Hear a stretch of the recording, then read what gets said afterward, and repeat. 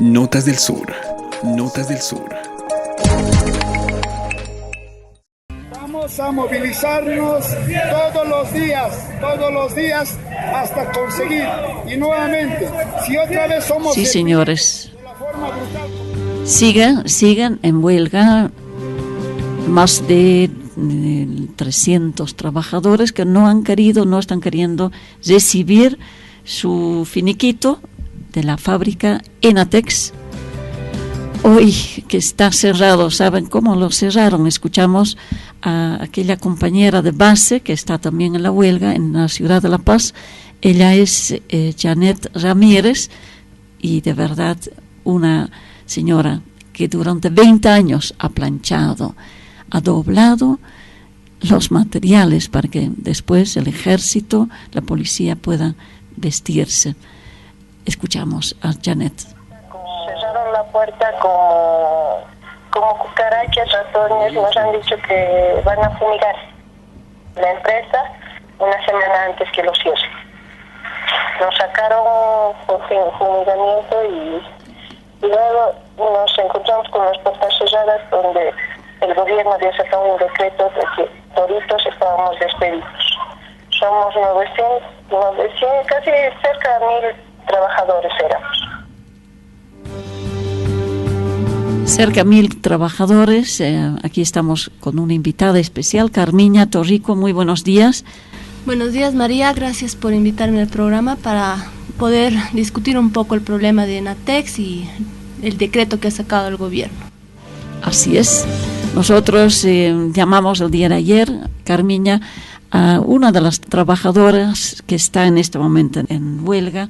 Ella nos cuenta cuánto gana después de 20 años de trabajo y cómo se siente ahora. Escucharemos un momento. Yo soy madre soltera, tengo mis 2 hijos, uno que fue en la universidad y uno que está en colegio todavía. Quien me ayuda es mi mami. Yo soy madre soltera. Solo tengo que estirar como el chicle. Aquí casi 10 bolivianos, 12 bolivianos hasta Villa Fátima de este alto. Enatex, la mayoría de las trabajadoras con 20 años de trabajo planchando y doblando la ropa, ganando 1.600 pesos. Mientras tanto, la denuncia de que con la nacionalización famosa de Enatex empezaron a entrar como hormigas más de 150 trabajadores, administrativos. Ella habla de los trabajadores del 5º piso. Escuchamos. Los que han administrado son los del partido del 5º piso, porque de su partido omitían a los del 5º piso. Ellos son los que han administrado mal. O sea, por decirles, los del 5º piso son los administrativos. Yo soy, parte obrera. Ellos tenían como 100 o 200 y tantas personas eran en el 5º piso. Había entre varones, había de 17,000, 16, 28,000, 14,000, 9,000, todo era, sus sueldos eran altos. A ver. Hoy están en huelga porque tienen su reclamo concreto que les entrega la fábrica. Enseguida vamos a escuchar también el testimonio de de una de las compañeras de base, Janet Ramírez. Previamente, Carmiña, como analista, investigadora de un tema laboral, ¿cómo ven ustedes, cómo ves tú particularmente este caso de Enatex y la ley del cierre de esta fábrica? Bueno, primero creo que debe quedar claro para toda la opinión pública que el decreto 2765, que establece el despido masivo de los compañeros trabajadores de Enatex, es totalmente inconstitucional, María, porque atenta a derechos fundamentales en la Constitución Política del Estado, como la estabilidad laboral, la inamovilidad laboral y el fuero sindical. Eso es importante de remarcar porque está quedando como precedente que el propio Estado estaría vulnerando derechos fundamentales porque la estabilidad laboral es un derecho que se ha consagrado. Enatex, el decreto no cierra la fábrica de Enatex. El decreto lo que hace es cambiar la naturaleza jurídica de la empresa, es decir, de una empresa textil pasa a ser una empresa de servicios. Después, esta razón, este cambio de razón de naturaleza jurídica es ilegal, porque si nosotros revisamos las normativas jurídicas, la única razón por la que una fábrica podría despedir masivamente a trabajadores es cuando se declara en quiebra, y Enatex no se declaró en quiebra, lo que además nos llevaría a suponer de que si la fábrica se declararía en quiebra, los trabajadores podrían asumir ellos tomando la fábrica a su cargo, como también lo establece el artículo 54 de la Constitución Política del Estado. Entonces ya se está vulnerando un derecho fundamental que es la estabilidad laboral, porque de manera ilegal e inconstitucional han despedido dentro del mismo decreto a 1.000 trabajadores. Dentro de esos nos informan que son casi 800 trabajadores obreros. Y dentro de esos 800 trabajadores obreros, María, existen padres y madres progenitores, es decir, que tienen hijos menores de 1 año o que están en gestación. También la normativa te establece que estos padres tienen inamovilidad laboral, es decir, no se los puedes retirar. ¿Por qué? Porque cuando tú retiras a un padre o a una madre de familia que está con un hijo en estado de gestación o tiene 1 año menor de edad, estaría atentando a la vida misma de una persona, de un ser humano indefenso, porque no tiene las condiciones, el padre o la madre, de llevarle el sustento diario a ese niño o a ese bebé gestante. Entonces, imagínate qué grave este atentado a la vida misma de un ser indefenso que se está realizando en este momento. Y el otro derecho fundamental que se está vulnerando es el fuero sindical, porque dentro de esos 800 trabajadores fueron desvinculados también los dirigentes de la fábrica, que tienen un fuero sindical establecido en la Constitución, en la ley y en convenios internacionales como establecidos por la OIT, que el gobierno boliviano los ha reconocido. Entonces, primero que queda como un precedente nefasto, es como muchos dirigentes lo han dicho en la tele, se está activando el 21060 porque está quedando como precedente de que el propio Estado está vulnerando estos derechos fundamentales. Tema Enatex que no está terminando porque se anuncia esta semana, ¿no, Carmiña? Marchas, movilizaciones desde Caracollo hasta La Paz. Y ahí vemos esta expresión de la compañera de base que dice, y en el 5º piso ahí estaban, casi como ratas, administradores que ganaban 27,000. ¿Qué es lo que pasa? La culpa tiene Estados Unidos por haber cortado un convenio entre Bolivia y en Estados Unidos por ATPDA que permitía la exportación de ciertos textiles. ¿Tiene la culpa los yanquis, el imperio? Definitivamente, ¿cuál es tu mirada? Creo que dentro ya del aspecto económico de la vigencia de la empresa, yo creo que hay que analizar la responsabilidad del Estado boliviano cuando asume la empresa.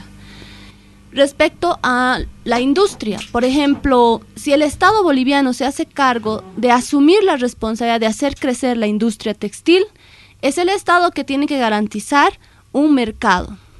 Y obviamente que cuando el mercado nacional ya está garantizado, nos ponemos a pensar que podemos y tenemos la capacidad de exportar. En el caso boliviano, realmente creo que el gobierno nos ha tomado por tontos, porque el Estado boliviano es uno de los mayores consumidores que tiene dentro del mercado interno. Bastaría con que el Estado garantice que Enatex tenga contratos con el ejército, la policía, los municipios, las fábricas, ropa garantizada, monopolio absoluto de Enatex para estas instituciones que tiene el Estado para garantizar. No fue así, porque tengo entendido que han estado planchando la ropita para el ejército también. Lo que pasa, y según testimonios que también lo han realizado en los periódicos, es que Enatex realizaba los contratos, pero no así monopolio para tantas instituciones. Alguna que otra institución que al Estado le convenía seguramente para no tener ningún conflicto. Pero resulta, María, que Enatex no solo funcionaba como Enatex, el Estado además terciarizaba esos contratos con talleres externos. ¿Quiénes eran esos talleres externos? No sabemos. Hasta el momento el Estado no ha hecho un informe real de cómo ha funcionado esa empresa. No sabemos realmente cómo el Estado ha manejado, y nuevamente ahí se ve cómo vulnera y además boicotea la propia industria textil, porque está totalmente prohibido la terciarización en aspectos centrales y fundamentales de una empresa como es, por ejemplo, la costura, ¿no? Si es parte de la producción la costura, no pueden las empresas terciarizar, y el Estado lo hace. El Estado muestra cómo se está vulnerando a raíz de eso, a raíz de Enatex, cómo vulnera los mismos derechos y además cómo está boicoteando las industrias nacionales. Terciarizar. ¿Puedes explicar algunos que no estamos en el campo productivo? Bueno, la terciarización quiere decir que la empresa matriz, en este caso Enatex, contrataría a otras empresas, unos talleres externos que se encargarían, por ejemplo, de la producción de poleras. Otro taller se encargaría de la costura de botones, o van más o menos encargando a diferentes talleres actividades que son fundamentales de la industria, pero que por desvincular de la carga social, es decir, es más barato entregarle a un taller clandestino que no está vigente, que no se rige bajo las normas laborales. Es más barato porque ahí no sabemos si ni siquiera les pagan el mínimo nacional, si pagan a sus aportes, etcétera. Entonces estos talleres clandestinos que funcionan son en última instancia los que van descargando sobre las espaldas y van evadiendo la carga social que tendría que tomar a su cargo la empresa matriz. Esa es una forma ilegal que está prohibida también por varios decretos, ¿no? Mucha ilegalidad, mucha injusticia, mucha falta de aplicación de las leyes, y cuando uno escucha a una compañera de base como es la Janet Ramírez, ahí uno ve que realmente no necesitas ni tener un título de doctor o de magíster, porque ella dice: ¿por qué no nos dejan a nosotros, a los trabajadores que sabemos manejar las máquinas, nos podemos hacer cargo? Escuchamos. Claro que podemos nosotros administrar, pero siempre va a haber una cabeza, tiene que haber entre nuestros obreros mismos, hay gente que ha estudiado, que está capacitado, hay el gobierno que nos dé esa oportunidad para que nosotros podamos administrar. Nosotros no queremos ir al quinto piso, porque el quinto piso nos ha fregado, en sí nos han quitado el trabajo, todo cambiaba personal. Nosotros no sabemos cuántos, o sea, no tenemos el listado de cuántos siempre todos, pero harto, ellos ganaban. Cuando el doble aguinaldo nos han dado a nosotros, un básico nos daban ellos, y ellos sacaban sus 15.000, 16.000 sacaban.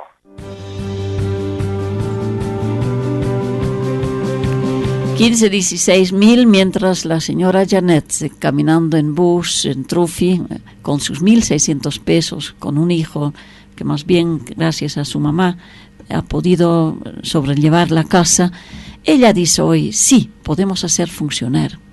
Eso es lo que queremos. Si es que no se puede, entonces mejor que no entre quinto piso, que nosotros mismos podemos administrar, y el gobierno también que nos dé esa oportunidad. Nosotros sabemos que esas maquinarias ellos lo han comprado como el gobierno, pero nosotros yo creo que podemos manejarlo. Podemos manejar. Carmiña, tu mirada para cerrar este tema tan importante para la industria, para el desarrollo nacional. Primero, que es verdad que los trabajadores pueden manejar la empresa y eso es legal, el pedido de los trabajadores, pero aquí hay un problema central, que es que el gobierno no puede desvincularse de su obligación de garantizar el mercado interno, y para eso tiene que realmente adoptar una política de protección a la industria que no lo hace. Es un gobierno que fomenta la importación, que fomenta el contrabando, y eso es lo que está matando la industria, y eso es lo que va a matar además a los trabajadores que dependen en Bolivia exclusivamente de un mercado interno, porque Bolivia no produce para exportar. Bolivia, los trabajadores de la industria manufacturera dependen absolutamente de un mercado que está absolutamente vulnerable a las importaciones, y este gobierno no se hace cargo, no se responsabiliza de proteger nuestra industria. Esta semana vamos a poder hablar más de este tema. Avísanos, por favor. En realidad, nosotros como Centro de Apoyo Laboral, junto con otras organizaciones responsables sobre el tema, estamos organizando un foro debate de análisis del cierre de Enatex y el decreto y sus consecuencias. Se va a realizar el día miércoles a las 7 de la noche en el CEDIP, es en la calle Calama, entre Esteban Arce y Nataniel Aguirre. Van a estar los representantes de la fábrica de Enatex, van a venir desde La Paz. También van a estar analistas laborales, el Ministerio de Trabajo, que se lo ha invitado para que analice desde la mirada gubernamental la posición que tiene el Estado frente a este decreto. Y bueno, les invitamos a que asistan, porque esto es importante. No se está poniendo en juego aquí solamente los 800 trabajos de los compañeros que hoy en día no tienen que llevar el pan de cada día a sus hogares, sino se está poniendo en juego la estabilidad laboral de todos los trabajadores de Bolivia. Este miércoles a las 7 de la noche en el Centro de Documentación CEDIP, en la calle Calama 255. Ahí obviamente hay que seguir la charla juntamente con los mismos trabajadores, las trabajadoras, que para cerrar, dice la Janet, si yo fuera presidenta, hablar con los obreros, pues, o sea, con la cabeza de los obreros, ¿no? Pero no soy presidente, el presidente no está dando soluciones a esto, ni a los discapacitados da soluciones. Ni a los discapacitados da solución. Dos frentes de lucha que van a continuar esta semana, son luchas en camino, y de verdad en camino, en las calles, La Paz, en Caracollo, en Cochabamba, en todo el país. Pues muchísimas gracias, Carmiña, por acompañarnos hoy día. Tu análisis ayuda a entender que sí, otra forma de producir es posible.